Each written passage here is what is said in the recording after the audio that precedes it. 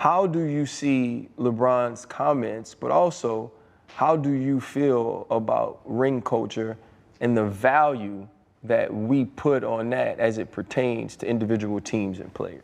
So I understood what Bron was trying to say. I do think, and I get the point.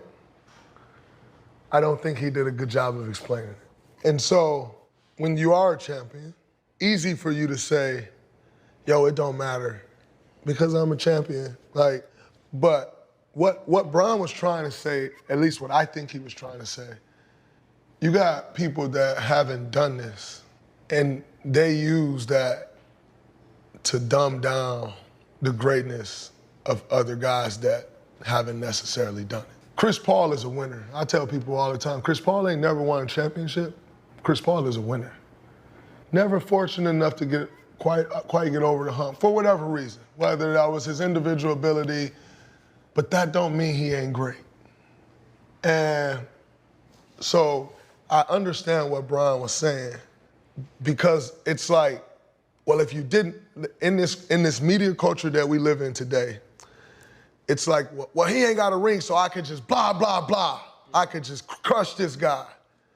And that's what Bron was getting at. It's like, don't take away these guys' greatness because they didn't get a ring, and then you just start speaking on the ring. But you've never, like, for a lot of people, they've never even played at this level. And so, and they use that to tag these guys. But you don't know how hard it is to win a championship. And so you start talking about these guys that didn't win, but you don't know how hard it is to win a championship. So when they say ring culture and kind of use it as this, from its negative connotation, what Bron is saying, I'm watching these people say, this guy ain't great, that guy ain't great, this guy ain't great, because they didn't win a ring. They still great. And so what it boils down to for me is, I get what he was saying, because those guys he named a few names. To me, they are still great.